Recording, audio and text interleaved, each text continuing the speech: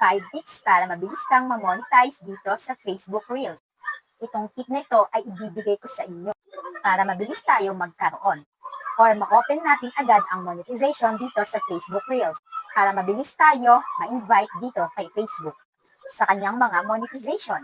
So first guys, dapat ang sasabihin ko ay meron kayo ng mga ito. 1. Unique original content. So, ang halimbawa guys, ang importante, tayo talaga ang nagsasalita at nakikita sa video.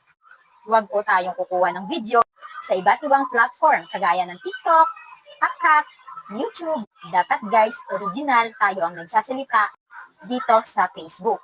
Number 2, no watermark.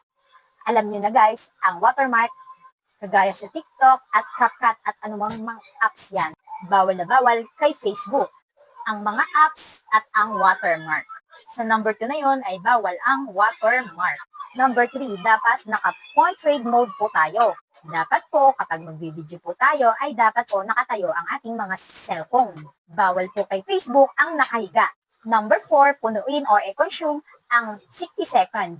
Kay Facebook Reel guys, nagbibigay siya ng maximum o minutes or seconds dito sa Facebook Reels. Alam niyo naman guys na 60 second lang ang ibinibigay ni Facebook sa mga video po natin. Dapat magawa po natin yon. Ang mas mahalaga ay ma-reach natin ang second. Number 5, avoid copyright music. Ito na guys, ang pinaka-last na bibigay ko sa inyo na tip.